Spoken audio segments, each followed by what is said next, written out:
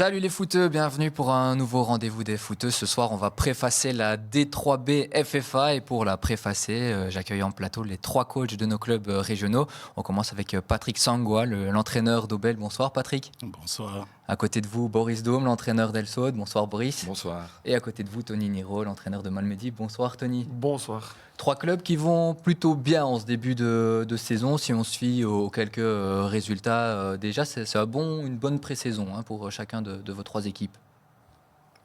Pas tout à fait d'accord, parce que si tu regardes un peu les résultats qu'on a fait, ils ne sont pas super positifs, quoi. On part la qualification de la Coupe de Belgique, mais on a joué Verviers, battu 3-1, on a joué Essepen, battu 3-2, on a joué une D3 Rumbeek, battu 1-0, puis effectivement, le match avant, on avait gagné contre Sprimont sans avoir fait une belle prestation, donc... Allez, mi-figue et mi-raisin pour notre préparation, mais voilà, il reste encore 10 jours pour bien se préparer pour le match contre Mormont. Les matchs de Coupe de Belgique d'ailleurs, avec deux scénarios un peu inversés selon ce que j'ai lu. Sprimont qui peut-être méritait plus, et par contre contre Rumbeek, là c'est peut-être vous qui méritiez. Tout à fait, mais c'est le même match, sauf que voilà, ça n'a pas bien tourné pour nous, dans le sens que oui, à Sprimont, on ne méritait pas de gagner. On a fait un match solide par moment, par période, mais voilà, ils étaient quand même au-dessus de nous au niveau d'intensité de foot. Et ici, effectivement, on était au-dessus de Rumbeek. Il nous a manqué que la finalité dans les 16 mètres, tout simplement, et être solide dans les 16 mètres à la seule occasion qu'ils ont. Donc, oui, je vais dire que oui, la tendance était vraiment négative pour nous dimanche, mais voilà, ce n'est pas l'objectif, bien sûr. Comme Boris le disait très bien, il n'y a aucune équipe qui va gagner la Coupe de Belgique ici, la région verviétoise. Donc voilà, ce sont des beaux matchs de préparation. Mais voilà, maintenant, il va falloir commencer à s'atteler à se préparer pour le premier match du championnat. Pour vous, Boris, sur les matchs en tout cas recensés, c'est 100% de victoire, si j'ai bien recensé tous les matchs. Oui, pour le moment, mais la vérité, c'est le 22 août. Les matchs de Coupe de Belgique, je les prends vraiment comme la préparation. Donc mes changements entre guillemets sont déjà faits un peu à l'avance, sauf vraiment scénario de match un peu improbable. Mais voilà, oui, pour le moment, la prépa au niveau des principes et de jeu qu'on essaie de mettre en place, ça va dans le sens que le staff et moi avons envie. Maintenant, on a un peu des blessés, mais je pense que c'est de l'eau un peu de toutes les équipes en préparation, surtout dans le foot amateur.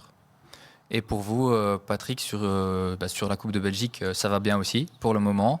Oui, concernant la préparation, ça va. Donc on peut dire que ça se passe super bien. Mais on ne va pas oublier que la préparation et le championnat, c'est totalement différent. Il y a des équipes qui ont été trop loin en Coupe de Belgique et qui, dès que le championnat commence, ils sont totalement à côté de leur saison. Donc on va rester prudent et ne pas se dire que tout se passe bien. Vous êtes dans une situation différente des deux autres entraîneurs présents parce que vous, c'est un nouveau projet qui démarre avec vous à Aubel, avec aussi quelques changements pendant l'intersaison, quelques cadres qui sont allés rejoindre la nouvelle équipe de l'Union aubelloise et quelques forcément transferts. Comment ça se passe aussi, cette acclimatation finalement réciproque entre vous et le groupe ? Ouais, sincèrement, ça se passe super bien parce que je pense que c'est des très bons garçons qui sont faciles à vivre. Et Tony ne pourra pas me contredire. Donc, il les connaît tous. Ça s'est super bien passé. Et puis, il y a eu 4 ou 5 transferts rentrants que je connaissais déjà. Donc, l'ambiance est au beau fixe pour l'instant. Justement, au niveau des transferts aussi, pas mal de jolis transferts sur papier réalisés par chacun d'entre vous. C'est aussi une manière, quelque part, de déjà potentiellement se projeter, d'avoir en tout cas des ambitions dans cette division. Chez nous, on a voulu évidemment faire les transferts dans le sens que, je pense que le club a travaillé depuis des années pour retrouver la nationale. Je crois que ça faisait 16 ans, un truc comme ça. Et effectivement, si c'est pour aller faire un aller-retour, je ne vois pas beaucoup l'intérêt de monter. Donc le club s'est donné en tout cas les moyens d'essayer d'atteindre le national et on va essayer d'y rester. Donc pour ce faire, il fallait transférer en tout cas des cadors. Mais j'ai voulu transférer des cadors et un mix de jeunes avec des garçons de la région qui pourront peut-être atteindre la nationale dans notre club parce qu'ils ont de potentiel, parce que il y a quand même assez bien de qualité. Donc j'ai essayé de faire un mixte, mais j'ai surtout été chercher effectivement 3 cadors de la D2 amateur de la région. De la région de Richel, c'est pas tout à fait la région, mais en tout cas la calamine bien. Et ces garçons-là, effectivement, doivent m'amener un peu dans mon effectif de 23 joueurs. Et voilà, donc oui, voilà, l'objectif, c'est vraiment en tout cas de faire son trou en D3 amateur et de pérenniser en tout cas cette équipe-là en national pour que l'académie grandisse aussi au contact de la nationale, parce qu'on a quand même quelques équipes, quelques joueurs en tout cas qui sont assez prometteux à Malmedy. Et pour ce faire, la nationale, ça va attirer en tout cas un peu plus peut-être de joueurs dans notre académie. Donc ouais, on a transféré pour essayer de bien rester dans cette division 3. Avec peut-être celui qui est le plus connu dans la région, en tout cas, parmi ces transferts, c'est certainement Bastien Hunks, qui connaît évidemment déjà bien le club de Malmedy pour y avoir joué précédemment, et qui revient d'une fameuse expérience avec la Calamine, titulaire indiscutable depuis plusieurs saisons. Oui, voilà, c'est un garçon qui a déjà passé par Malmedy, c'est un garçon qui a beaucoup de charisme et énormément de qualité. Malheureusement, il s'est blessé fin de saison passée à la Calamine. Il est arrivé, il est arrivé chez nous blessé, donc ici il a recommencé avec nous début juillet, puis il a fait une rechute. Donc là, c'est un peu compliqué. Donc voilà, il est bien suivi par Doc. Il recommence encore cette semaine. Et puis on verra. On va pas brûler les étapes avec lui, mais c'est la certitude, c'est qu'il ne commencera pas le championnat. Mais effectivement, on compte beaucoup sur lui parce que l'expérience, le fait qu'il connaît quand même assez bien le joueur et connaît pratiquement tous les joueurs, oui, ça va être un plus. Ça, c'est clair. Quand il jouera, ce sera un plus. Mais voilà, il faut qu'il joue pour m'amener cette plus-value, en tout cas à mon équipe. Mais voilà, on a fait des transferts comme Maïs qui est retour à Malmedy aussi. Hein. Donc on a essayé en tout cas de faire des joueurs qui connaissent le club et qui se connaissent entre eux pour faciliter le mix, en tout cas l'équipe qu'on essaie de mettre en place. Alors, autre joueur en provenance de la Calamine qui est arrivé cette fois à El Saud notamment, c'est Maxime Mignon pour remplacer le départ de Maxime François. Et puis encore trois autres joueurs même qui viennent de D2. Les deux de Rarenenaten, Romain Bernard, Jordan Bissen, oui. Et Alex Rossin, c'est possible? Oui, mais il est entraîneur des gardiens. Entraîneur des gardiens déjà. Donc c'est un peu paradoxal par rapport à El Saud. Nous, on a voulu un peu amener un peu de maturité à ce groupe. L'année dernière, quand on était un peu moins bien, on manquait un petit peu de maturité parce qu'on était très jeunes. On avait une défense d'une moyenne d'âge, avec le gardien compris, de 21 ans, entre 20 et 21 ans. Donc c'était assez jeune et on a un peu remarqué que quand dans les moments un peu plus compliqués, on manquait de personnes avec ce charisme-là pour pouvoir remettre les choses en ordre, calmer un peu quand ça va moins bien, pas toujours être négatif. Donc oui, on a transféré Maxime Mignon.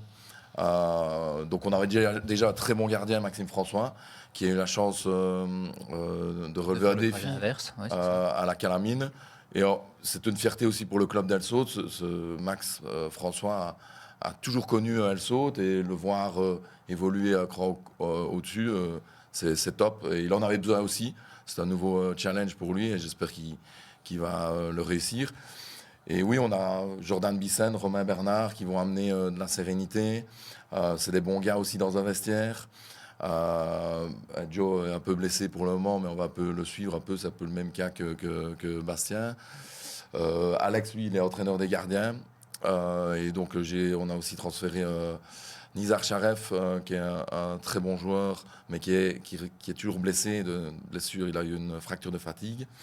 Julio Gachi, également été au Pianetti, qu'on connaît un peu moins bien dans la région, mais qui est un joueur en Dénivelet, c'est ça. Ouais, qui est un joueur très intéressant. Et si ça pouvait matcher avec Thomas De Witt, je pense qu'ils feront des dégâts. Mais il faut encore que ça matche.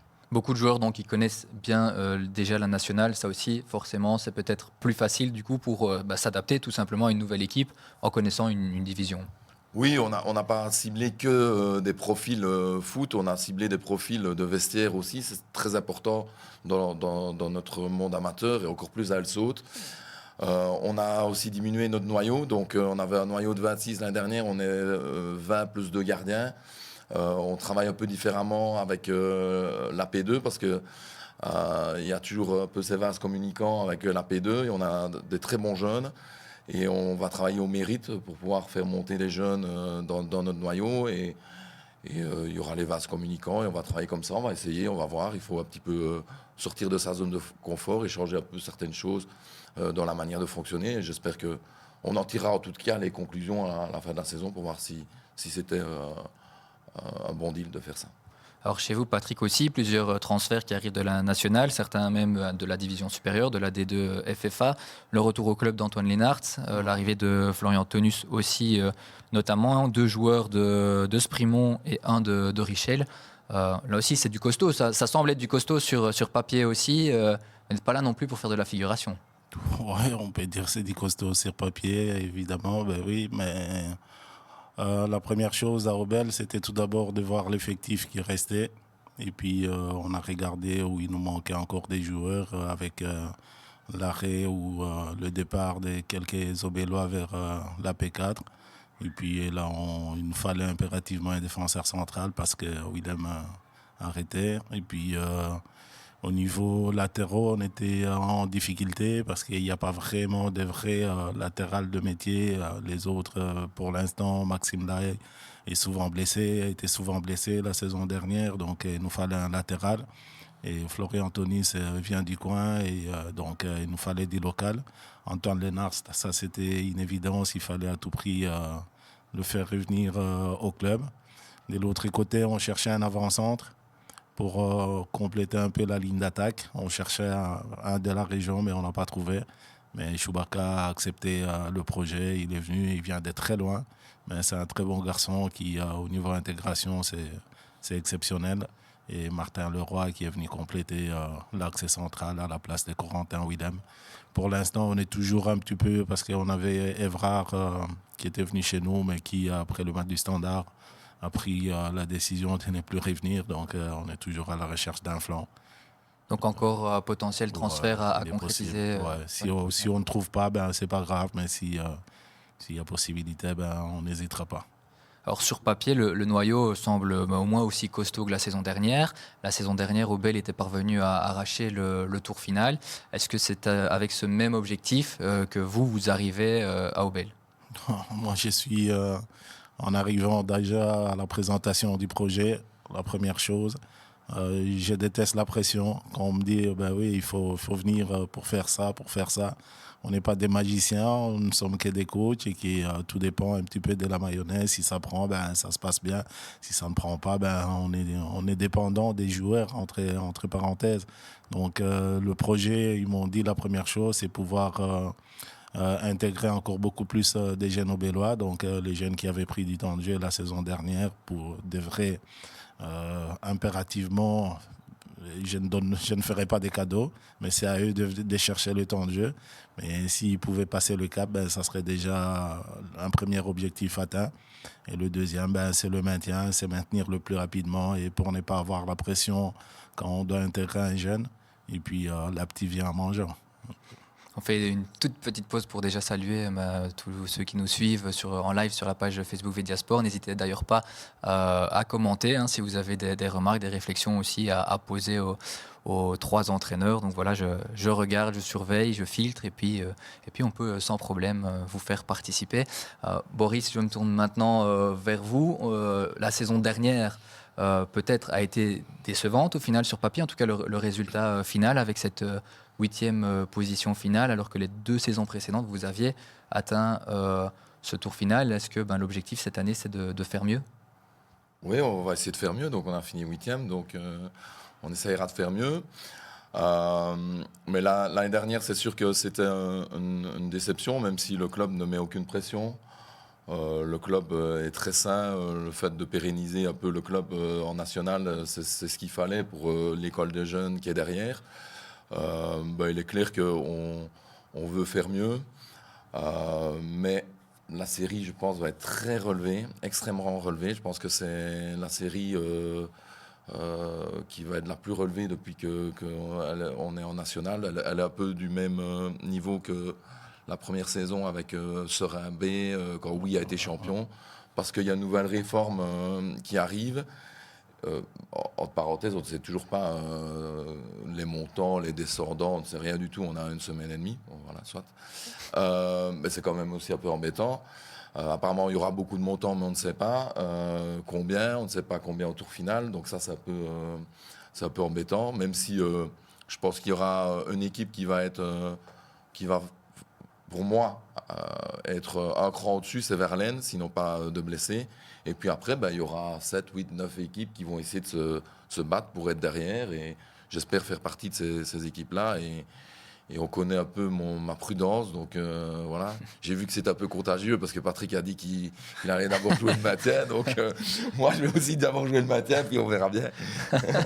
Et ça, on pourra avoir le regard de chacun sur les deux autres entraîneurs et équipes représentés ici. Il n'y a pas de problème. On va aussi peut-être déjà écouter, j'ai repris un extrait justement après un duel à Aubel la saison dernière, qui marquait peut-être finalement un peu l'état d'esprit et la problématique, ce qui manquait peut-être à Elso de la saison dernière. Donc avec Étienne aujourd'hui en régie, on va d'abord écouter donc cet extrait de Boris Dôme. C'est pas facile, mais voilà, ça fait partie de la vie d'un club et de la vie d'un entraîneur aussi. On essaye de changer la dynamique, de faire des choix. Des fois, ils sont payants. Des fois, on est toujours englué dans cette spirale négative. Et j'ose espérer que c'est ce point qui va nous relancer, qui va nous maintenir dans cette division. Vous parliez carrément donc là à la fin de maintien, c'était suite à un partage donc à Aubel et une série de résultats moins positifs. Justement, quel va être ou quel a déjà été le gros chantier ici pendant cette pré-saison entre ce constat-là et une nouvelle saison entamée? Pour rebondir là-dessus, ça faisait presque 3 mois qu'on n'avait plus gagné. Je pense que j'ai 2 entraîneurs à côté de moi qui ont de l'expérience et 3 mois sans gagner pour tout le travail accompli par le staff, c'est très difficile. On se pose énormément de questions. Quand on est englué dans cette situation-là, il y a tous les faits qui sont un peu contre soi, donc on essaye de trouver des solutions. Moi, j'ai présenté le projet cette année, nouvelle saison, nouvelle histoire. Cette saison-là, elle est passée. Je pense que le staff et moi-même, j'ai beaucoup appris. Je pars du principe qu'on apprend plus quand on perd que quand on gagne. J'espère avoir appris des erreurs que j'ai certainement faites et que le staff aussi, pour pouvoir rebondir correctement et faire une top saison. Mais pour moi, la saison dernière, c'est du passé. Je ne m'appuie pas du tout sur la saison qui s'est passée l'année dernière. C'est une feuille blanche qui démarre et j'espère écrire un beau chapitre cette année. Parce qu'il y a aussi eu 7 départs et 7 arrivées. Donc c'est aussi un nouveau groupe avec 7 des cadres qui sont restés, l'ossature qui est globalement restée, on le disait, à part peut-être le départ de Florian Campo et de Maxime François à la Calamine. Sinon les autres cadres sont restés. Et c'est cet apport finalement, cette différence en tout cas de noyau par rapport à l'année dernière. Oui, puis on sait que c'est la dernière danse de Brandon Deville. Donc voilà, je pense que lui est super motivé. Mais je pense que une saison, on a des hauts et des bas, et c'est surtout dans les bas comment on essaye d'anticiper un peu ces mauvais moments. Donc on essaye de préparer ça, on verra bien après le premier match de championnat, pas où on en est, parce que la tendance sera faite après 5-6 matchs, mais on va essayer en tout cas, le staff et moi-même, on met tous les ingrédients pour pouvoir être le plus performant possible. Le club a mis aussi tout aussi à ma disposition pour qu'on puisse avoir une équipe compétitive. Donc j'espère qu'on répondra présent. Et concernant les départs et les arrivées, c'est ma 9e année à Elso et c'est normal qu'à un moment donné, on doit avoir un peu plus de départs parce que les joueurs peuvent se lasser ou l'entraîneur peut se lasser des joueurs et il faut un peu voir un peu autre chose. Et je trouve que c'est bien aussi de voir des nouvelles têtes, même si j'adore tous mes joueurs. Donc, Tony, on va aussi revenir sur un extrait qui est plus récent. Celui-là, c'était lors du match de gala contre le RFC Liège. Vous parliez alors de vos transferts effectués. On va peut-être l'écouter avec Étienne de nouveau, donc l'extrait d'interview de Tony. Et puis, au niveau de l'effectif, on sera plus fort. Ça, c'est clair. Maintenant, au niveau du terrain, il faut que la mayonnaise prenne. Mais on a fait un effectif pour être plus fort au niveau quantitatif déjà. Au niveau qualitatif aussi, on a mis un peu plus d'expérience défensivement, avec un peu plus de concurrence aussi. Offensivement, on avait évidemment notre meilleur buteur de la P1 qui est là, mais pour simplement terminer sur lui, simplement se focaliser sur lui, c'était compliqué. On l'a rajouté avec beaucoup de joueurs offensifs quand même, parce que le mercato a été surtout ciblé offensivement. Un mercato surtout ciblé offensivement, vous finissez avec ça. Et le constat, en tout cas, du week-end dernier, le match contre Rumbek, c'est un problème justement à la finition. Oui, oui mais c'est ça. Donc, en fait, On a transféré évidemment des garçons comme Meis et comme Boulton pour amener évidemment cette expérience en zone de finition parce que Boulton, moi je l'ai connu et je l'ai lancé quand même pas mal à Aubel avant qu'il parte à Richel. Donc j'ai toujours gardé des très bons souvenirs de lui, même si c'est pas un buteur c'est pas un garçon qui va marquer 20 buts la saison, mais il va amener beaucoup, énormément. Meis c'est idem. L'année que Richel est monté, je crois qu'il a marqué 15 buts quand même. Donc, c'est un garçon qui est capable de marquer et d'être dans les 16 mètres. Et puis, j'ai des jeunes comme Piet, comme Janssen, qui a été un des meilleurs de la P2 AR quand l'année qu'ils sont montés. Donc, c'est un des meilleurs de la P2. Donc, qui est un joueur très offensif aussi, avec le petit Naïm de Franchimont, qui est un joueur qui a beaucoup de qualité aussi. Donc, oui, on a fait des joueurs évidemment offensifs pour ne pas se focaliser, bien sûr, uniquement sur Heinen. Il faut savoir qu'on a aussi Crosset, qui l'année passée a eu quand même une saison assez compliquée avec des blessures et malheureusement il redémarre cette saison-ci dans le même contexte. Donc oui, je pense que comme je l'ai dit et comme je l'ai dit en amont, l'objectif c'est de se pérenniser évidemment là dans cette D3-là. Pardon, et pour ce faire, il faut avoir une attaque en tout cas qui est percutante et une défense qui est solide, dont l'arrivée de Bastien et de Loïc Dumoulin pour essayer de solidifier. Parce que bon, on était en P1, mais on se rend bien compte, P1, D3, c'est un monde différent. Comme Boris a très bien dit, je pense que cette D3 va être totalement différente par rapport aux autres au niveau qualitatif et au niveau, je vais dire, équipe qui ont fait les efforts nécessaires pour essayer de monter. Comme théoriquement, ils devront avoir plusieurs montants. Mais voilà, ça va être une série très relevée. Et nous, on va essayer de se tâter, on va essayer de voir comment est-ce qu'on va commencer notre début de saison pour avoir éventuellement les ambitions. Alors on va justement la voir dans quelques instants, cette série, pour un peu commencer à la débriefer. Mais d'abord, j'ai préparé un tout petit quiz entre vos équipes aussi, par rapport aux statistiques notamment de l'année dernière. Mais aussi, il y a déjà un point commun entre vos trois équipes cette saison. Est-ce que vous savez lequel ? Couleur de Joueur maillot. vert. Ouais. Oui, un autre point, ouais, c'est vrai. Donc deux points communs, c'est vrai. Mais ça date pas de cette année. Ça date pas de cette année, mais vraiment propice à ce début de saison. Il y a un point commun. Les transferts qui viennent de National, qui sont le même nombre, non ? Pas le même nombre, non. Et c'est pas lié au transfert, Ah, c'est déjà lié par rapport aux résultats. Bon, là, c'est un gros indice peut-être. On a gagné au premier match de Coupe de Belgique. Voilà, c'est que vous les trois, vous avez tous les trois passé ce premier tour, vous êtes tous trois arrivés au deuxième. Et pour Elsaut et Aubel, un troisième tour qui vous attend ce dimanche. Alors, pour revenir sur la saison dernière, d'abord en D3, savoir, notamment vous, Patrick, si vous avez un peu relevé les statistiques de l'année dernière d'Aubel et d'Elsaut, mais aussi, ça concerne forcément Boris, qui d'Aubel ou d'Elsaut a terminé meilleure attaque entre les deux? Elle saute. Ouais. Ouais. 4e meilleure attaque du championnat, Elsaut. 7e meilleure attaque pour Aubel. Et qui d'Aubel ou d'Elsaut a terminé meilleure défense? Ça, c'est pas compliqué. Aubel. Mais ça se joue à pas grand-chose parce que Aubel 11e défense, Elsaut 12e. Alors on parle de meilleure attaque, de meilleure défense. Question toujours pour vous deux parce que je suppose que Tony connaît la réponse. Malmedy, lui en P1, est-ce que Malmedy a terminé et meilleure attaque et meilleure défense? Meilleure défense, avec Tony, je pense que oui. Mais attaque, c'est vrai qu'Ainan, il a scoré beaucoup, mais... Il y a eu un, ça. Il y a un qui marque beaucoup, mais... Bon, si la question est posée comme ça, certainement premier, deux fois. Ouais, premier. Alors, pour tous les trois aussi, là, c'est un vrai ou faux. Est-ce que le ratio but marqué, but encaissé d'Aubel la saison dernière est négatif? Oui. Oui, il est négatif. 51 buts marqués, 54 encaissés, donc pas de grand-chose, mais quand même négatif. Ça aussi, c'était une statistique assez un peu paradoxale quand on sait qu'Aubel a quand même joué le tour final avec un ratio négatif. Ouais. C'est pas tout le temps que ça arrive. Alors, autre vrai ou faux, le ratio but marqué, but encaissé d'Elsaut la saison dernière est négatif. Moi, je sais la réponse, donc... Non, il est positif, non ? Positif. Mais pas de beaucoup non plus, parce que c'est 60 buts marqués, 57 encaissés, donc c'est seulement plus 3. Et puis, Tony, vous connaissez peut-être la réponse aussi. Malmedy a marqué 2 fois plus de buts qu'il n'en a encaissé la saison dernière. Vrai? Oui, je pense que oui. Oui. Attention, je dis 2 fois plus. Oui, Le dos. oui, on est, je crois, à 68 ou 69 buts et 34 encaissés. C'est plus de 2 fois même, parce oui, que c'est c'est ça. 69 marqués et seulement 31 Ah oui, voilà, c'est ça, ouais.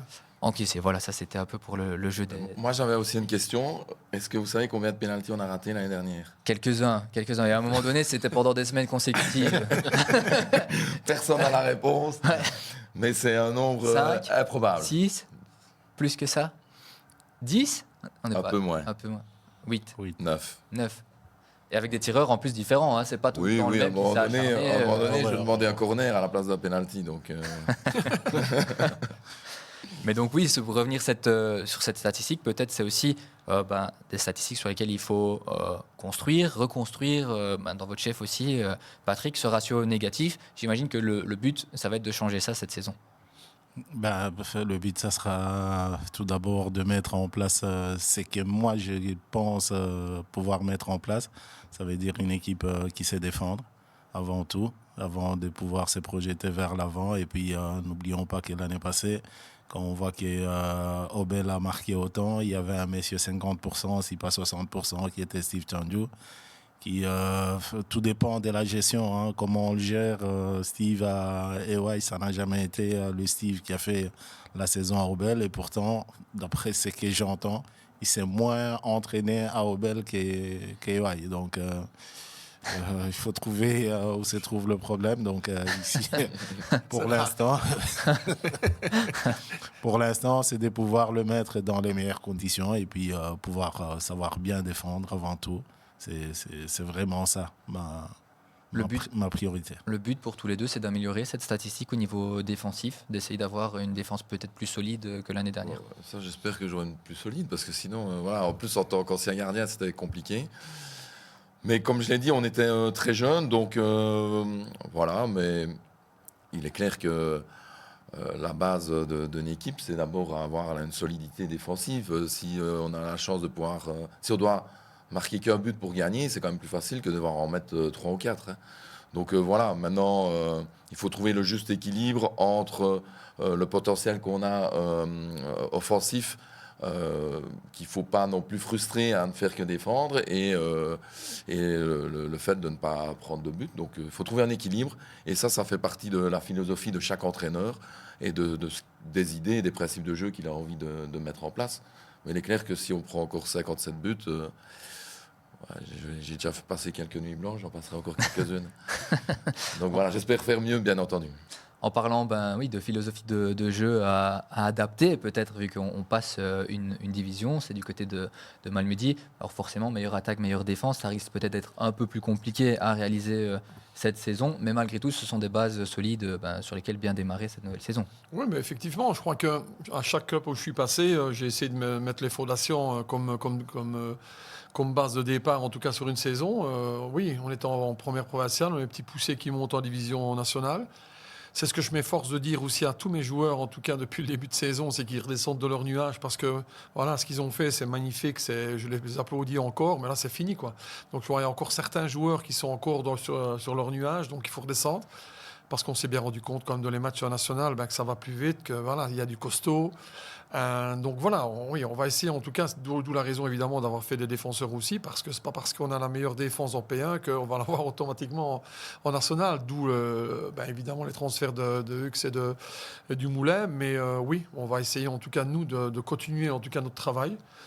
C'est ma 3e année, donc on avait dit qu'on avait un projet total de 3 ans, même si j'avais signé 2 ans, on avait un projet total de 3 ans. C'est la 3e année, donc on va essayer vraiment de stabiliser en tout cas cela au niveau des équipes pour pouvoir évidemment, vraiment comme je l'ai dit et je le répéterai toujours, se stabiliser en national, parce que c'est vraiment l'objectif pour tous les jeunes. Parce qu'aller faire un aller-retour, ce serait quand même catastrophique pour le club de Malmedy, avec les infrastructures qu'ils ont, avec les ambitions qu'ils ont pour un futur assez proche. Donc voilà, ce serait quand même assez catastrophique. Donc nous, en tant que staff et en tant que joueurs, on se doit en tout cas de faire les choses bien, de les faire consciencieusement, de les faire correctement, de ne plus penser à la P1, parce que c'est un autre monde quand même si c'est le monde amateur, mais la provinciale et la D3 amateur est totalement quand même différente, même si les gens pensent que c'est que 3-4 équipes qui sont au-dessus du lot par rapport à une P1, c'est totalement faux, même si la P1 elle montait aussi au niveau du niveau. Mais voilà, on doit devoir faire nos armes en D3 et nos 3 premiers matchs vont vraiment nous nous orienter en tout cas dans le futur, parce qu'on va rencontrer des équipes qui ont la maturité de jouer à top 5, une équipe qui descend de D2 et évidemment une équipe qui a la prétention de top 5. Donc on va pouvoir après 3 matchs voir où on en est déjà, pas après 5 mais après 3. C'est bien parce que juste avant, plutôt quand vous êtes qualifié de petit poussé, il y a justement Boris qui hochait un peu la tête, qui semblait pas fort d'accord Non, avec ça ce m'étonne qualificatif. C'est plutôt un gros pousset, mais voilà. Oui. Mais je comprends tout à fait, Tony. On monte d'une division, je pense que sur un match, tout le monde peut battre tout le monde, mais c'est vrai que sur la longueur, il faut prendre le rythme et tout ça. Et Tony est assez perfectionniste et assez d'expérience pour savoir qu'il y aura des moments moins bien. Et c'est vrai que quand on monte, allez, ils ont, je ne vais pas dire marché sur la P1, mais ils ont été champions assez rapidement quand même. C'est quand même autre chose. On l'a vécu avec Elsaut. La première année où on est monté, il y avait une différence de rythme, une différence d'impact. Tout va un tout petit peu plus vite et c'est logique. Donc il faut le temps aussi qu'on prenne ce rythme-là. Ce qui ne vous a pas empêché de directement vous qualifier dès la première saison pour ce tour final. Oui, mais un peu de chance. Un peu de chance. Et je me rappelle d'un match après EY où on se tracassait un petit peu. Donc c'était au début de saison et on avait fait un bon match, mais la pièce ne tombait pas. Je dis pas qu'on aurait mérité de gagner, mais on avait fait un bon match et je me dis waouh, même quand on fait des bons matchs, on ne gagne pas. Et Patrick avait eu des mots justes. Il m'a dit calme, tu as une bonne équipe, continue à travailler dans ce sens-là. Et finalement, le travail des joueurs a payé. Et, on a fait une très belle saison. Donc voilà. Sur un après-match, ce travail un peu de mentor, alors pour Boris. Sur un après-match, évidemment. En tout cas, pas de mentor, mais de zénitude. Non, parce que, vous savez, à Herstal, j'avais déjà connu une période difficile. Et par moments, on se pose tellement de questions, comme Boris l'a si bien dit, la saison qui vient de s'écouler, où il a passé 3 mois sans gagner, mais on en prend beaucoup. Et le jour où il va croiser un autre entraîneur qui, après avoir monté en division 3 ou dans une autre division et qu'il perd 5 matchs où il n'arrive pas à gagner, Boris aura aussi les mêmes mots que j'avais eu à son égard en ce moment-là. Donc c'est vrai que la différence de niveau pour Elsaut cette année-là, les 5-6 premiers matchs, ça s'était ressenti. Et ils avaient du mal à enchaîner, donc... En effet, mais après, ils ont bien enchaîné pour pouvoir arracher le tour final. On va montrer maintenant la série de D3 qui vous attend cette saison. Forcément, vous la connaissez déjà par cœur. Voilà, les 3 premiers. Voilà. Moi, je signe. Voilà, il faut le laisser comme ça. Je mets toujours en priorité nos clubs. Il faudra 14e. Mais, allez, en extrapolant ça. Pas dire que ça pourrait vraiment ressembler à ça pour les 3 premières places. Mais est-ce qu'il y a un scénario où on vous retrouve tous les 3 aux 5 premières places? Non, oui, moi je pense que franchement, Elsaut et Obel peuvent en tout cas être pas loin. En parlant vraiment objectivement, ce n'est pas pour mettre une pression sur Patrick ou sur Maurice. Mais honnêtement, avec quand vous avez annoncer les transferts, plus l'expérience qu'ils ont, que ce soit au Obel et Elsaut déjà depuis 2-3 ans, de la nationale, avec des participations au tour final déjà pour les 2 équipes. Je pense que dans le top 5, ils peuvent y être, mais c'est vrai que des équipes comme Verlaine, des équipes évidemment, ça c'est très solide, comme Momal ou bien même comme Warem, peuvent évidemment tirer leur épingle du jeu. Il ne faut pas les oublier non plus. Donc voilà, je pense que vraiment, nos 2 équipes verviétoises peuvent en tout cas venir foutre un peu le casin dans les équipes liégeoises, parce que ce serait bien que les Verviétois se luttent avec les Liégeois, quoi. Ce serait vraiment quelque chose, un scénario parfait. Et si nous, on peut emmerder les Liégeois chez nous pour aider Obel et Elsaut, on le fera avec vraiment grand plaisir. Juste pour aider Obel et Elsaut. Oui, nous emmerdera aussi. Non, mais voilà, je pense que vraiment, il y a les équipes qui vont se décaler, mais je pense vraiment qu'Elsaut et Obel peuvent vraiment, en tout cas, ne pas être loin des top 5, honnêtement. Je le pense sincèrement, parce que l'expérience qu'ils ont, les transferts qu'ils ont faits, avec des coachs expérimentés quand même de la nationale aussi. Donc tout ça fait que ce sont des paramètres importants pour une saison, quoi. Alors cette série, Boris, vous l'avez déclarée plus forte que celle de la saison dernière. En tout cas, des 2 dernières saisons, oui, elle est vraiment plus forte. Elle me fait penser à la saison où Patrick entraînait EY. Ils étaient montés via le tour final en nous battant à Sprimont. parce que Verlaine, c'est costaud. Il ne faut pas oublier non plus les Luxembourgeois, par exemple, mais Sancy, ils ont fait 15 transferts des Luxembourgeois et des Français. Enfin, c'est beaucoup de Français. Mex, ils ont fait 6 Français. Tilf, ils font une équipe, voilà, c'est un peu spécial, mais voilà, on ne sait pas. Moi, je ne vois pas vraiment d'équipe faible. AB, ils ont une équipe en D amateur. Et leur équipe B, c'est pas une équipe que de jeunes. Hein. Ils ont fait des transferts uniquement pour cette équipe-là. Warham, ils avaient une équipe, très belle équipe et très joueuse l'année dernière. Ils sont, je trouve, encore renforcés, même s'ils perdent Bustin et encore un autre joueur, mais ils sont bien renforcés. Donc voilà, Momal a été à un match de monter en D2 amateur. Gère change un peu de philosophie. Franchement, ça va être très costaud. Ça va être très costaud. Moi, je pense quand même que Verlaine va être un cran au-dessus, sinon pas de problème. Ils ont un entraîneur qui a une belle philosophie de jeu et ils ont quand même une machine à but et ils ont quand même beaucoup d'anciens, enfin 3-4 anciens pros. Donc voilà. Et nous, bien sûr, je ne vais pas non plus jouer chaque fois à enfin, l'année dernière, j'avais dit que je voulais le top 5, mais on va essayer. En tout cas, on va batailler. Mais je pense qu'il y aura Aubel, il y aura Malmedy a joué contre Sprimont, c'est très jeune, mais ça joue très bien au foot. Je pense qu'on sera beaucoup à prétendre au tour final. Et je pense que Malmedy aussi, avec le potentiel qu'ils ont, ils pourraient jouer, enfin, être dans la lutte pour le tour final. Maintenant, comme j'ai dit un peu avant, on ne sait même pas, on ne connaît même pas le règlement. Donc, on ne sait pas si c'est 1, 2, 3, combien de personnes au tour final, combien de descendants. On ne sait rien du tout. Pour rebondir là-dessus, justement, à tous les trois, voilà, qu'est-ce que ça change finalement au niveau de l'état d'esprit d'avoir ce gros point d'interrogation sur la fin de saison, ne pas savoir combien vont monter, combien vont descendre dans la préparation, en tout cas, ou en tout cas dans Moi, je vais l'objectif. répondre parce que c'est moi qui ai lancé. Moi, ça ne change pas grand-chose. Je veux dire, mais je me dis quand même que s'il y a un descendant, ça soulage aussi tout le monde. Je suis sûr que si Tony, on lui dit qu'il y a un descendant, c'est quand même... tu te dis, waouh, ça va normalement passer. Donc voilà, mais c'est pas parce qu'on veut jouer le haut, mais je trouve on a une semaine et demie, on n'a aucune info par rapport à ça. Enfin, ou en tout cas, moi, j'ai aucune info. Je pense que il y a 3 jours, le président m'avait dit qu'ils avaient une réunion, qui aurait apparemment 3 descendants et 2 montant directement de la division 3 vers la division 2, donc les 2 champions des 2 séries, et puis peut-être 3 à 4 montants en plus. Ok. Ce qui serait là, on est un peu plus avec 3 descendants, c'était au total Non, des c'est la 2 même chose. séries ou... Ah, Oui, je pense que c'est dans Au les total, 2 au total des 2 seulement. séries. Je pense bien. Oui, parce que ouais, sinon, donc ça alors, c'est ça très va, bien. ouais, Sinon, ouais, ça ouais. change Ouais, c'est rien. ça, Non, voilà. je crois que ce serait sur les Ouais. 2 séries, sinon ça C'est ne sur change les deux absolument séries, rien. ouais. Donc, ça veut dire que les 2 avant-derniers auraient un match de barrage. Ouais. Donc c'est un rien plus de sérénité de savoir qu'il y a peut-être un descendant de moins. Oui, après, ou je pas. pense qu'on est tous des compétiteurs et on va pas regarder que ça, mais ça peut aider aussi à jouer libéré aussi peut-être par rapport à certaines équipes. Hein. Donc, ouais, ça changera peut-être au niveau de la philosophie, en tout cas du club, des présidents, des personnes dirigeantes, de ne pas nous virer trop vite, quoi. Donc ça, je pense que s'il y a qu'un descendant, ils vont laisser un peu plus de crédit. Donc ça, c'est déjà positif. Mais sinon, nous, en tant qu'entraîneurs, non, ça change absolument rien. On va commencer la saison et on va essayer de faire le mieux possible.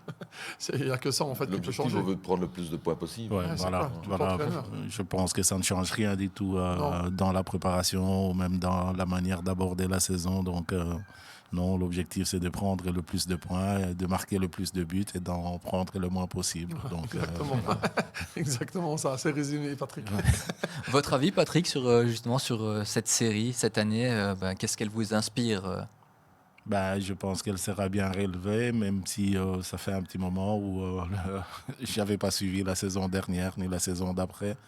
Donc, mais quand j'entends les joueurs qui sont quand même dans des équipes comme, je dirais, Momal, Hans et ABB, on a tendance à l'oublier, mais comme Boris l'a dit, ils ont une équipe en National 1, donc ils auront quand même la possibilité de pouvoir faire jouer 2 ou 3 joueurs de là. Et Verlaine, comme tout le monde, on le sait que Verlaine, ça sera le prétendant au titre s'ils n'ont pas de blessés, parce que qualitativement, c'est au-dessus. qualitativement, on ne pourra pas comparer Verlaine avec les autres équipes. Mais par contre, pour nous, on essaye tous de batailler pour les 5 premières places. Si on y est, tant mieux. Si on n'y est pas, ça ne sera pas la fin du monde. Donc pour tous les trois, c'est vraiment Verlaine que vous placez au-dessus peut-être du lot? Moi, puisque je les ai vus l'année dernière, je les trouvais même si PNB mérite son titre, je les trouvais plus forts en tout cas, plus consistants que PNB. Enfin, même, c'était la plus belle équipe, en fait. Pour un monde amateur, PNB, ils s'entraînent 5 fois semaine, donc... c'est un peu un monde différent dans ce monde amateur. Oui, et puis ça, c'était leur 2e saison, ils étaient descendus.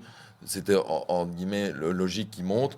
Mais Verlaine, je pense que déjà, la fin de saison a été tonitruante. Et ils le montrent ici. Hein, ils font des scores, même si ça ne veut rien dire, c'est que le début, c'est la prépa. Mais ils battent des D2 amateurs stockés. Ils ont gagné 1-4.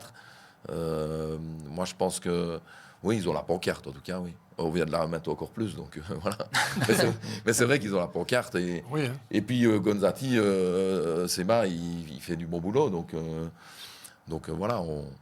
Et ils voulaient déjà remonter en D2 la saison dernière, après être descendus la saison précédente. Ils ont loupé le coche, finalement, en partie à cause des U23 de Penn.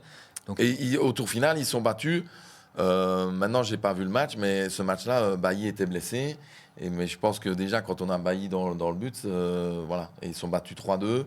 Et je suis convaincu qu'avec Bailly, ils peuvent aller au bout. Maintenant, avec Dessy, voilà, je pense qu'ils recommencent la saison. Ils sont bien préparés. Ils ont aussi des jeunes. Ils ont des infrastructures intéressantes. Donc, on verra bien. Maintenant, ce sera à eux à aller le chercher. Hein. C'est pas parce qu'ils sont favoris qu'ils l'auront automatiquement. Il y aura notamment 3 équipes de la région verviétoise qui vont les embêter, pour reprendre les mots de Tony. On espère bien. Bon, ça sera un beau match, puisque... Moi, c'est le premier match. Hein. Vous jouez le premier match? C'est le premier match d'entrée. Bon, c'est le dernier, donc voilà, je le verrai plus tard. Non, c'est le 4e ou 5e, donc oui. Ce sera rapidement aussi. Un des attraits aussi pour tous les 3 cette année, c'est que vos clubs vont s'affronter, donc des derbies vraiment verviétois qui devraient normalement ramener du monde aussi, donc des ambiances toujours spéciales également. Là, j'ai pas envie de dire que c'est un club en plus, parce qu'il y avait les U23 de Penn, mais qui évoluait peut-être dans un monde quand même un peu différent. Ici, on a une vraie nouvelle équipe, je vais dire, au format amateur, Malmedy, qui monte, qui amène ses supporters, qui amène ses gars de vestiaire, et donc forcément des belles rencontres et après-rencontres en perspective aussi. Oui, mais c'est ça qui est bien, quoi. Donc chez nous, tout le monde, je pense que tous les joueurs qui sont chez nous connaissent les joueurs d'Aubel, en tout cas la plupart, parce que Aubel a quand même changé pas mal en 2 ans. Elle saute, je pense que tout le monde se connaît aussi. Donc oui, je pense que c'est super agréable. C'est vrai que Eupen, on ne peut pas dire réellement que c'était un derby contre El Saud parce que c'est les jeunes pros qui descendent. Donc voilà, ce sont des garçons qui ne connaissent pas le mode amateur avec l'après-match. Donc, comme vous dites, évidemment, l'après-match vont être super agréables, gagné ou perdu. Il faut laisser sa frustration dans le vestiaire et essayer d'être positif le mardi à l'entraînement. Mais après les matchs, voilà, il faut oublier sa frustration. Et je pense que tout le monde est content de se voir. Et puis, Malmedy, voilà, pouvoir se frotter, en tout cas, à deux clubs qui ont des écoles de jeunes exceptionnelles, que ce soit Aubel ou que ce soit El Saud. Donc, voilà, nous, on est encore un peu loin de ces équipes-là. Mais voilà, ce sera super bête de se confronter à eux, se confronter évidemment aux joueurs sur le terrain, dans les très belles infrastructures aussi, que ce soit Aubel, que ce soit El Saud, même si les infrastructures extérieures, elles sont un petit peu en retard par rapport à Aubel et Malmedy, mais par contre le terrain, il est super bien, super beau, donc je pense que ça va être des très beaux matchs, chouettes en tout cas. Et j'espère que ça va jouer avec beaucoup de respect et que le foot prenne le dessus en tout cas dans ces matchs-là. Parce que les derbys sont souvent un peu compliqués, mais le foot doit prendre le dessus en tout cas. Boris, Patrick aussi, votre avis sur ces matchs particuliers entre vous? Oui, moi j'ai vécu un peu, j'avais vécu de l'extérieur Aubel et El Saud. C'est vrai que c'était vraiment un vrai derby où il y avait beaucoup de monde, beaucoup d'ambiance. Et comme vous l'avez souligné concernant Eupen, Eupen c'était un petit peu le monde pro et aussi les jeunes qui jouent à Eupen. Ce ne sont pas vraiment les jeunes de la région. Ici, Aubel, la majorité des Aubelois. El Saud, la majorité des Aubelois. Malmedy, pareil. Donc, le reste, ils viennent compléter. Donc, c'est ça qui fait le vrai derby. Parce que si on perd cette identité locale, le derby, moi, j'ai vécu Sprimont EY ou EY Sprimont. C'était derby sans être vraiment un vrai derby. Parce que ça manquait un peu du piment. Parce que c'était souvent des joueurs, des Liégeois qui jouaient et qui n'avaient pas ce sens-là d'un vrai derby.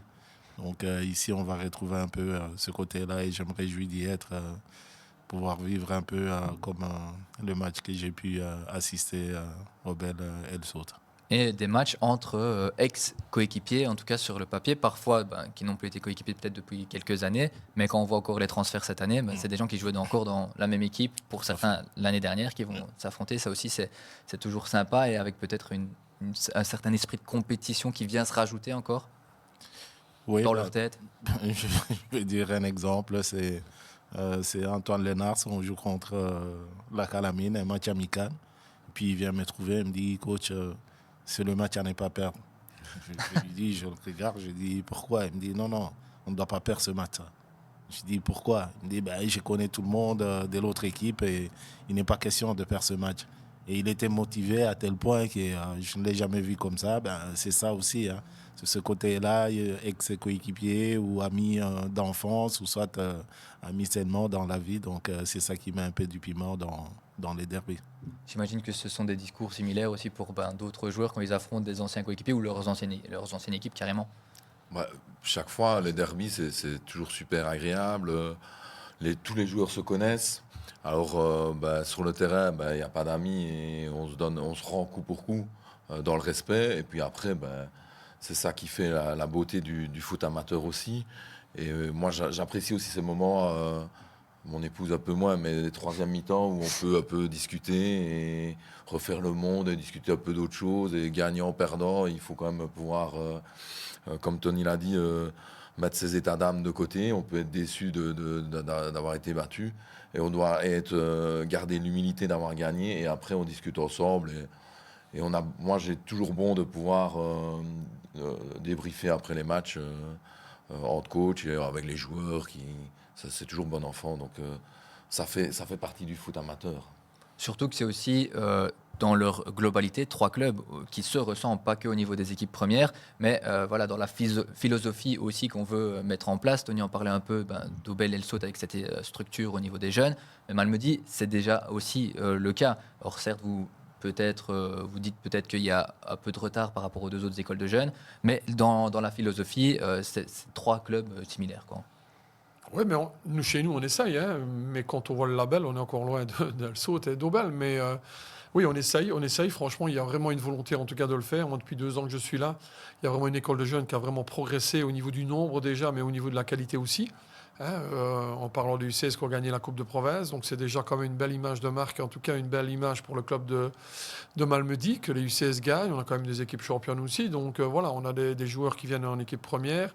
On a fait une prépa avec 3-4 jeunes U16 pour les récompenser, mais sauf dans l'équipe première, préparer le match contre Liège.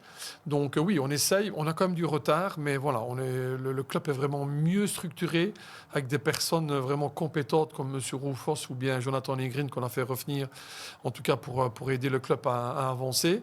Et vraiment bien structuré, les formateurs super motivés, mais on a quand même du retard par rapport à ces 2 équipes-là, parce qu'on vient vraiment de plus loin.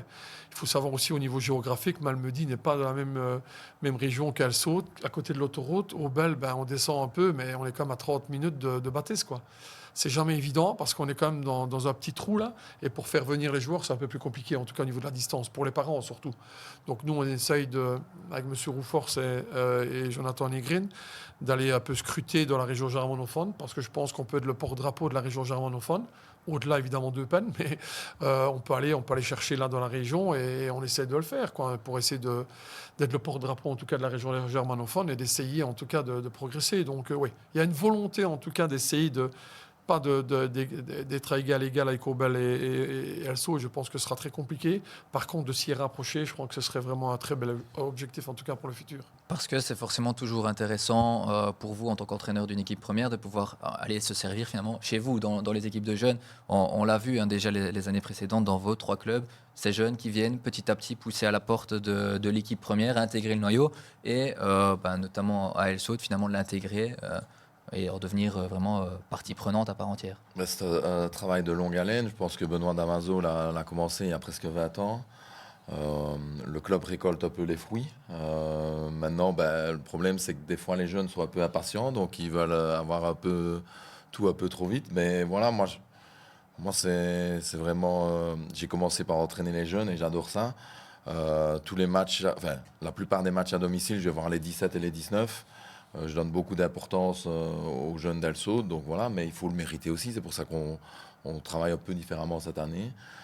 Il faut le mériter. C'est pas parce qu'on est jeune qu'on a un passe-droit par rapport à d'autres, mais il est clair qu'Elso s'appuiera toujours sur son école de jeunes et avec les infrastructures qui vont changer. On verra bien quand, mais j'espère le plus rapidement possible. C'est un boost énorme pour l'école des jeunes. Ça va encore, on va pouvoir développer encore mieux l'académie des jeunes. Patrick, à Obel, c'est aussi un peu forcément l'objectif pour vous dès cette saison, c'est aussi d'aller voir ces jeunes pour potentiellement, au fur et à mesure de la saison, les intégrer et qui viennent peut-être donner du bonus. Oui, c'est l'objectif en soi pour le club d'Obel. Déjà, à la négociation, le mot d'ordre était d'abord on garde les Obélois et on ne va pas chercher un joueur extérieur, même s'il est plus fort, pour venir prendre la place d'un Obélois. Donc ici, l'importance sera encore mise au niveau des jeunes. Parce que dans le recrutement, il ne fallait pas aller chercher un jeune de moins de 21 ans parce que ça ne servait à rien.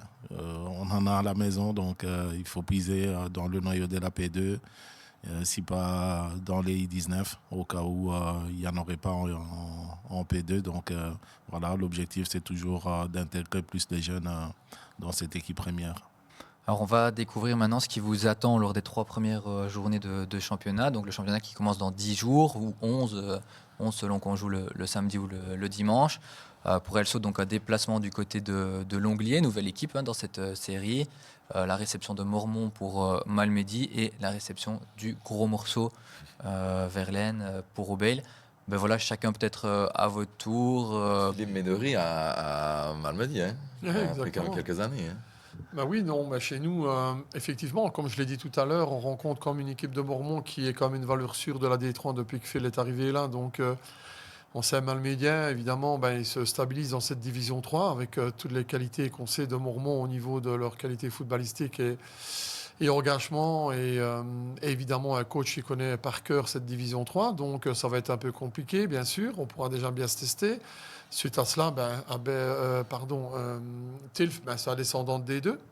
Quoi qu'on en dise, avec tous les transferts qu'ils ont, qu'on ne connaît pas très bien, parce qu'ils viennent de Bruxelles, de droite à gauche. Donc voilà, c'est vrai qu'ils ont pris une petite gifle ici en coupe, mais j'ai la chance de les voir jouer contre Warsinge, donc c'est quand même du solide.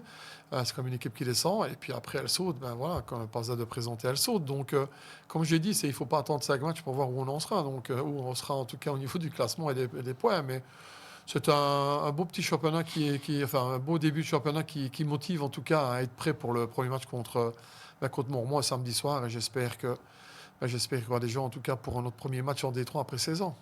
Et après le match contre Elso, on saura qui sera le plus gros poussé des deux, alors parce que vous êtes un peu taquinés chacun sur les ambitions et le potentiel de l'autre. Ce match-là va déterminer qui sera le plus gros poussé de la série entre les deux. Mais en tout cas, chez nous, Elso aura difficile, ça c'est sûr. Donc, non, mais je pense que voilà, on va un petit peu voir comment ça se passe, mais c'est sûr que voilà, il y aura évidemment, c'est très tôt, donc c'est très très bien. On joue le samedi soir, Malmedy elle saute. S'il n'y a pas des gens, en tout cas Malmedy elle saute, je pense qu'il n'y en aura jamais à Malmedy. Donc voilà, j'espère en tout cas que nous, en tout cas au niveau du potentiel public, ils vont un peu se réveiller du côté de Malmedy après 16 ans et qu'on va retrouver quand même le samedi soir un beau potentiel public. Pour les matchs à la maison, ce sera un boost supplémentaire pour mon équipe. Donc oui, en tout cas un début de saison qui est pas mal en tout cas au niveau de la motivation. Et le message qui est passé pour l'appel aux supporters, notamment pour ce match-là, mais dès le premier match donc contre Mormont. Patrick, pour vous, vous aviez déjà un peu évoqué dès ce premier match l'accueil de Verlaine. Est-ce que finalement, c'est pas quand même un bon moment pour accueillir celui que vous présentez comme le candidat au titre? Face à des équipes comme ça, il n'y a jamais de bons moments. Donc, je pense que, oui, voilà, pour moi, je pense que c'est bien aussi de commencer par Verlaine. Ça sera l'occasion de pouvoir voir un peu où on en est, parce que beaucoup de gens disent Obel, ceci, Obel, c'est là, champion, ou soit top 5, ceci. Ben non, moi j'ai dit on va y aller crescendo, on travaille. Et comme, même si on voit les 3 premières journées, je pense que c'est à partir de la 5e, 6e journée qu'on en saura un peu plus. Il y a des équipes qui se sont pris des claques aux 2 premiers matchs et qui se retrouvent dans le top 5, top 3 à la fin de la saison. Donc oui, c'est un beau match à pouvoir se jauger un peu où on en est, surtout physiquement. Et footballistiquement aussi, les deux, pour pouvoir voir si on est capable de rivaliser footballistiquement face à cette équipe. Et ça tombe bien que nos adversaires maintenant en Coupe de Belgique, ce sont un peu des équipes qui sont un cran au-dessus de nous. Donc on verra. Et puis dans la foulée, ce déplacement plutôt long du côté de Abel-la-Neuve. Là aussi, on évoquait un peu la particularité de ce club. AB, c'est toujours des déplacements difficiles. Quand vous quittez AB avec 3 points, il faut vous dire chapeau, vous avez fait bonne affaire là-bas. Ici, c'est une équipe B, mais comme Boris le disait, ils ont quand même fait des transferts, pas uniquement des jeunes, même si on disait des jeunes, mais quand j'ai vu des jeunes d'AB évoluer dans les catégories d'âge, c'était vraiment du costaud, du lourd. C'est vraiment la référence dans la région luxembourgeoise pour l'instant au niveau de la formation. Et j'espère pouvoir aller chercher quelque chose là-bas.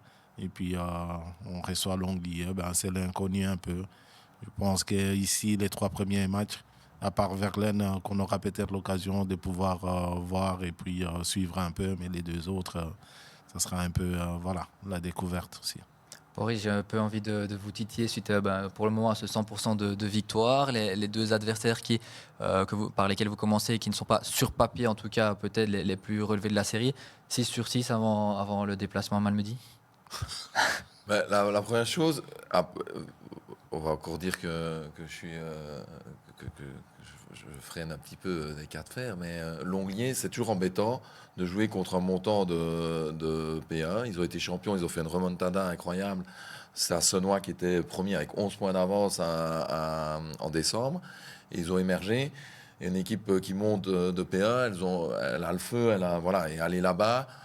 Samedi soir, du côté en province de Luxembourg, je sais qu'on sera bien reçu. Faudra mettre les ingrédients pour pouvoir repartir avec quelque chose et si possible les 3 points. Et puis après, Meix de Vorvirton, c'est aussi l'inconnu. Et j'ai vu qu'ils avaient éliminé ici ce week-end Manage qui fait partie de la D2 FFA. Donc voilà. Je crois que, comme Patrick a dit, les indications, on les aura après 5-6 matchs. L'année dernière, Eupen B a pris 5-1 le premier match de championnat à Verlaine.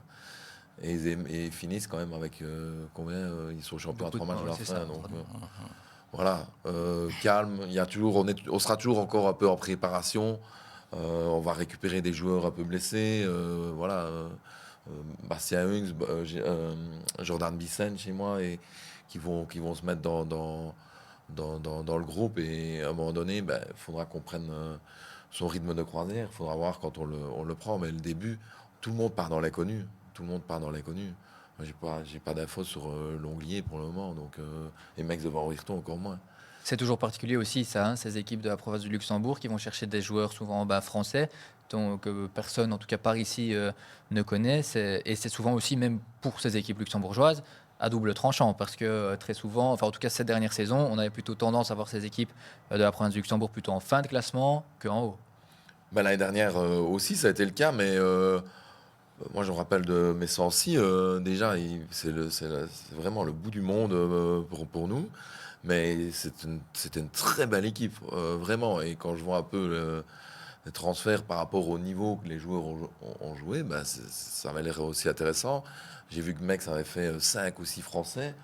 Qu'est-ce que ça vaut? Je n'en sais rien.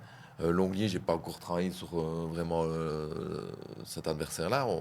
Je vais essayer de découvrir, mais voilà, c'est plus facile de savoir Robel, de savoir Malmedy, de voir Tilf. Voilà, c'est toujours plus facile. Je n'irai pas samedi soir à Messancy pour scouter.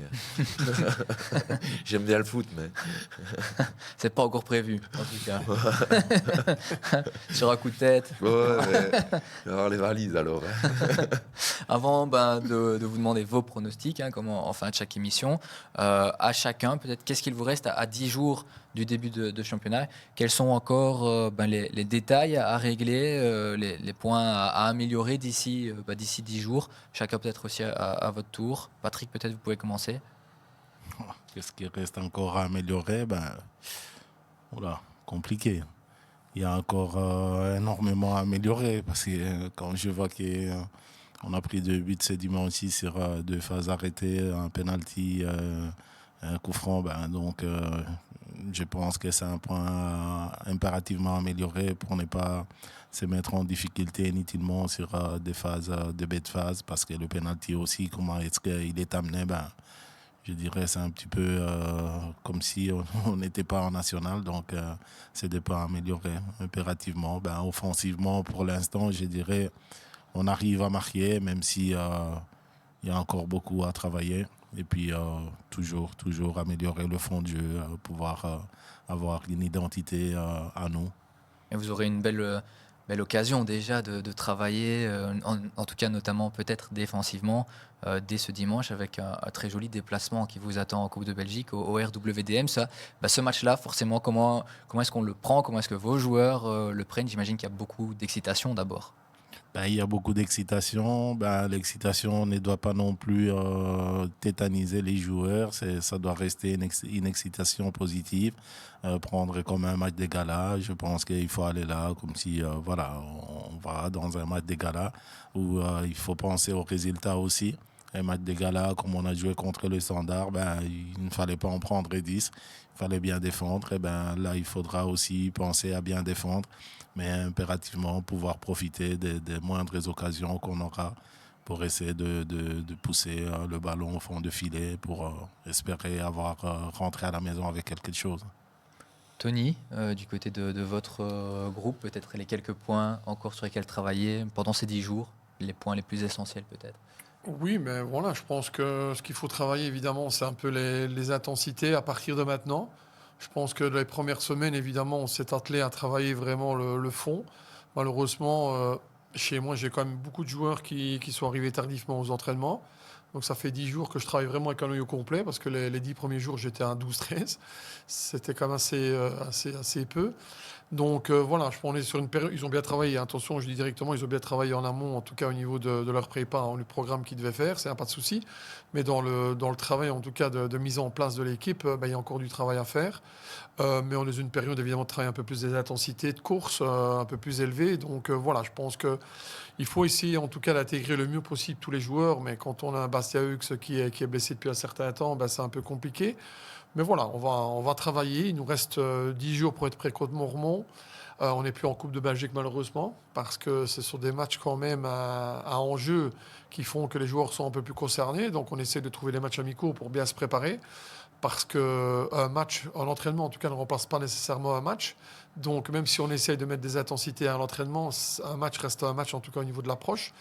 Donc, d'où la raison que j'ai pris un match ici dimanche contre Herve à la maison, qui n'était pas prévu du tout, parce que je pensais vraiment passer. donc voilà, on essaye de travailler, on va essayer d'être prêt en tout cas, mais voilà, je pense que le groupe est très réceptif, il y a une très bonne mentalité de travail, il y a une concurrence qui se rend compte qu'il y a une concurrence qui est nettement supérieure à celle de la saison passée, comme je l'ai dit dans le petit reportage contre Liège. Donc ça va me permettre, je pense, d'avoir une équipe compétitive. Peut-être pas contre Mormont, en espérant qu'on soit quand même prêt, mais voilà, je pense qu'on sera prêt pour Juste après pour le en saut. tout cas Juste avant. rencontrer Elsaut. Ouais. Pour rencontrer SO. C'est un bon moment hein, pour être. Pour motiver les joueurs, il faut se mettre ça comme base. Donc, pas être battu les 2 premiers matchs et essayer de prendre les 3 premiers points contre Elsaut à la maison. Vous êtes prévenu au moins, Boris. J'enregistre, je le ferai passer avant le match. Ça, je suis sûr. Pour remontrer aux joueurs, les galvaniser encore un peu plus s'il le fallait. Ouais. Bon, normalement, un derby, il n'y a pas besoin de motiver. Normalement. Alors pour vous, justement, cette dizaine de jours, avec aussi encore un match de Coupe de Belgique à jouer du côté de Capellen, que vous avez connu il y a 2 saisons. Oui, on a eu notre semaine la plus difficile physiquement cette semaine. Donc voilà, on va aller un petit peu, comme Tony disait, dans l'intensité, un peu plus de vivacité. On a encore tellement de choses. On a quand même beaucoup de séances. Enfin, les joueurs trouvent qu'il y a beaucoup de séances, mais les entraîneurs, ils aimeraient bien encore en mettre une en plus pour pouvoir... Voilà, rien que les phases arrêtées, c'est super important, mais on a la chance, il fait bon, on peut prendre un peu plus de temps, mais on n'a jamais le temps, pas jamais, mais on manque de temps pour pouvoir travailler les phases arrêtées. Donc voilà, les transitions, voilà. L'organisation, il y a beaucoup de choses, et je crois qu'on a tous tellement de choses à travailler, et on fera du mieux possible pour être prêt et faire un bon championnat. Ça, je suis convaincu que, en tout cas, tous les 3 ici, enfin, même tous les entraîneurs de la série, donnent le meilleur d'eux-mêmes pour être performants en fonction de leur philosophie et leur principe de jeu. Et pour terminer, chacun dans le top 5 peut-être. En tout cas, c'est le moment de jouer à ces pronostics avec Étienne qui peut peut-être réafficher la série. Et donc, voilà, voir un peu, selon vous, à ce moment-ci, évidemment, avec les inconnus dont on a déjà parlé dans cette émission, mais si vous deviez établir un top 5, sans forcément me donner l'ordre, mais donc un top 5 ici. Ouais, c'est toujours compliqué. Moi, je vais me lancer et je ne me mettrai pas dedans, comme ça, voilà. Verlaine, Warem. Je pense que Momal, avec les transferts encore qu'ils ont fait, et comme mes 2 compars sont là, j'espère que Malmedy et Obel sera dedans. Donc voilà. Mais il y aura, franchement, ça va jouer. Je pense que ça va batailler. Il y a 10 équipes qui vont se battre. En tout cas, je pense. Je peux me tromper, mais je pense ça sera très serré.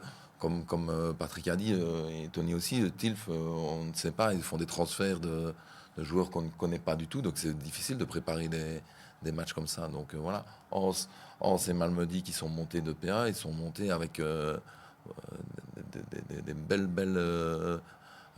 belles équipes, donc voilà. Mais donc plutôt un top 5 d'Esbigno vers Vitois. Voilà. Mais après, si un club du Luxembourg y est, voilà, moi j'ai bon de discuter avec tous les entraîneurs, je souhaite le meilleur à tous les entraîneurs. Patrick, c'est plus facile. Patrick ou Tony. Pour moi, il y a Hans, Verlaine, Momal, Elsaut et un Luxembourgeois. Et un Luxembourgeois. Donc pas au Je Bel. ne sais pas. Là Non. aussi, on prend verra. pas trop de risques. Oui, non, je pense que Verlaine, comme on l'a dit, sera dedans. Je pense qu'il n'y a aucun problème par rapport à ce paramètre-là. Momal, par rapport à la saison passée, ils doivent être dedans, c'est clair. Ils sont dans la même dynamique. Warem, je les ai vus jouer 2-3 fois la saison passée. Comme Boris disait, ça joue très très bien. Ils ont bien transféré. Les Luxembourgeois, je ne les connais pas, honnêtement. Alors, on a parlé quand même assez bien de Maisoncy. C'est vrai que je ne connais pas, donc c'est compliqué. Abel à 9, je ne connais pas non plus, donc c'est un peu compliqué. Mais voilà, je vois quand même elle saute dedans. Donc c'est mon 4e. Je ne le mets pas dans l'ordre, évidemment. Et puis je mettrai 2 équipes quand même, parce que je pense qu'ils peuvent faire comme des surprises. C'est Obel et Sprimont. Sprimont va laisser vraiment une belle impression au niveau du foot, au niveau de la qualité technique et au niveau de leur formation aussi. C'est quand même assez important. Et Obel, je pense qu'il a bien transféré. Ils ont un coach qui connaît bien la nationale, qui a énormément de charisme et d'expérience, et du calme. Ce qui n'est pas le cas de Boris et moi. Patrick est assez Oh, calme. je l'ai déjà vu s'énerver. Hein. Oui, mais bon, moi, les fois que je l'ai vu, il est quand même un peu plus calme que nous, je pense. Moi, j'ai déjà vu. Ouais, tu vas le connaître parce que j'ai déjà vu. Je pense qu'il est souvent derrière les barrières. Ouais, il est souvent suspendu. Donc, c'est René qui prendra le relais. Et alors, donc voilà, Esprimont et puis Obel, oui, comme je dis, ils sont bien transférés. Donc voilà, maintenant, c'est vrai qu'on ne connaît pas les autres équipes, mais je pense que, voilà, moi, personnellement, j'aimerais vraiment qu'une équipe, la région vervétoise, vienne titiller ces équipes-là, parce que ce serait vraiment une fierté pour notre région, quoi, vraiment. Donc, que ce soit Elsaude, Obel ou Malmedy, j'espère en tout cas qu'on puisse rivaliser avec ces équipes-là et faire des belles perfs contre ces équipes-là. Ce sera vraiment valorisant pour notre région vervétoise. Et donc en vous citant aussi, par là, ce sera l'objectif plus que simplement le maintien aussi pour Malmedy. Nous, oui, c'est clair. Je pense que, je vais dire honnêtement, je pense qu'on aura une équipe en tout cas qui sera compétitive quand elle sera au complet et quand on sera bien. On pourra, je pense, embêter beaucoup d'équipes. Je l'espère en tout cas. Mais en tout cas, je pense que l'ambition de Malmedy, c'est d'embêter le plus d'équipes possible. Et ça nous mènera où ça va nous amener. Mais je pense qu'on a le potentiel pour embêter beaucoup d'équipes. Ça, c'est clair. Avec le caractère et la hargne que vous insufflez tous les trois, y compris donc Patrick aussi, c'est aussi finalement ce qui permet au groupe de tirer quelques pourcents supplémentaires. Oui, je pense que tout entraîneur entraîne en fonction de son passé footballistique pour celui qui a joué au foot. Donc chacun essaie de mettre les qualités, en tout cas humaines, qu'il peut amener dans le groupe et la niaque qu'il peut amener dans le groupe. Ça fait partie du foot maintenant. C'est pas le plus beau football qui monte. C'est le football le plus complet avec des ingrédients évidemment différents. Mais moi, en tout cas, j'ai inculqué énormément de discipline dans mes équipes. Et j'espère que cette discipline-là, elle sera encore présente cette saison-ci. Boris, Patrick? Ouais, pareil. Je pense que le beau football, c'est bien, mais je pense que tout entraîneur préfère l'efficacité. Parce que quand on joue des championnats adultes, c'est les points qui comptent. Le reste, vous pouvez bien jouer au foot. Si vous êtes descendant, vous serez viré. Donc, on est jugé que sur les résultats. Sur le résultat. Donc, la priorité, c'est tout d'abord l'efficacité, que ça soit défensive ou offensive. Et puis, le petit plus un peu épimenté du beau football avec. Comme mes deux compars sont dit, tous les entraîneurs ont envie de jouer comme l'Espagne et gagner des matchs, mais la réalité du terrain, il faut être efficace dans les deux rectangles. Donc voilà, et mettre, comme j'ai déjà parlé, sa philosophie et ses principes de jeu au niveau du curseur, avoir le bon équilibre. Et quand on a trouvé le bon équilibre, on essaye de prendre des points. Et des fois, on est content de prendre des points qu'on ne mérite pas. Et des fois, on perd des points qu'on mérite. Ça fait partie du foot. Et c'est pour ça que le foot n'est pas une science exacte et que c'est pas toujours la meilleure équipe qui gagne. Donc je pense que la philosophie de jeu et les principes, moi, pour rebondir sur ce que Tony a dit, moi j'ai eu la chance de jouer avec Tony et d'être entraîné par Tony. Et donc il a toujours insufflé ça en tant que joueur et en tant qu'entraîneur. C'est sûr que avoir un peu, comme il dit, la niaque, c'est quelque chose de... C'est l'ABC un peu du foot, mais des fois on doit le rappeler, c'est un peu dommage. C'est de là que vous la tenez, la niaque, c'est avec votre collaboration avec Tony. Je crois que j'avais déjà la niaque avant. Ça, il n'y a pas de problème, il avait déjà avant moi. Oui, donc voilà. Non. Au niveau, pour vraiment terminer sur le pronostic, vous l'avez un peu tous abordé, tous les trois d'accord sur le favori numéro 1 au titre, Verlaine pour tous les trois? Oui. Moi, ça paraît clair, mais Ouais. c'est sur papier. Hein. Peut-être qu'on aura une belle surprise et que tout le monde sera content. Et on pourra avoir une surprise. On avait pointé l'année dernière PNB et ils ont été au rendez-vous, malgré un début de championnat compliqué. Donc il y a 90 points à prendre. On verra bien à la fin qui décrochera les lauriers. Donc du beau foot, pas mal de belles équipes dans la série et des derbies électriques. Ça donne envie d'être d'abord dès le 22-23 août le départ et puis déjà le 5 septembre avec ce premier derby de la saison pour nous. Oui, exactement. J'espère que les gens vont se déplacer. Vraiment, j'espère que les gens vont se déplacer. Je crois que les clubs, ils le méritent parce qu'ils font un travail de dingue. On ne se rend pas compte vraiment derrière, en tout cas, le travail de l'ombre de plein de dirigeants et de plein de formateurs. Et je pense vraiment que les gens ne reconnaissent pas nécessairement cela. Et ça, la seule récompense évidemment que le club de foot peut avoir, c'est d'avoir les gens au match de la vitrine du club, évidemment les équipes premières, et d'avoir des gens qui sont là présents. Donc voilà, nous on espère en tout cas d'attirer vraiment un peu plus de monde de ce qu'on a eu l'année passée. Malgré tout, on a quand même eu un grand pourcentage supplémentaire par rapport à la première saison que j'ai vécue à Malmedy. Évidemment, on a joué la tête la saison passée, mais j'espère cette saison que les gens, que dans en tout cas la région vervétoise, voient un petit peu, en parlant aussi de Verviers, évidemment, qui joue le haut de tableau en D2, parce que quand je vois le potentiel qu'ils ont seulement, c'est quand même assez malheureux. Mais j'espère que les gens vont un peu se déplacer un petit peu, parce que les clubs, les joueurs méritent aussi d'être encouragés, en tout cas par les supporters. Parfait. Ben, ce sera le mot de la fin. Merci à tous les trois d'être venus. Merci beaucoup. Merci beaucoup. Bonne saison. On se retrouve nous bientôt de toute façon au bord du terrain. Je devrais être là quelques fois normalement. Super. Merci aussi à vous de nous avoir suivis pour ce nouveau rendez-vous des footeux. Je vous donne rendez-vous lundi de la semaine prochaine. L'épisode sera consacré cette fois-ci à la P2C. D'ici là, passez une bonne soirée et à la semaine prochaine. Donc salut les footeux.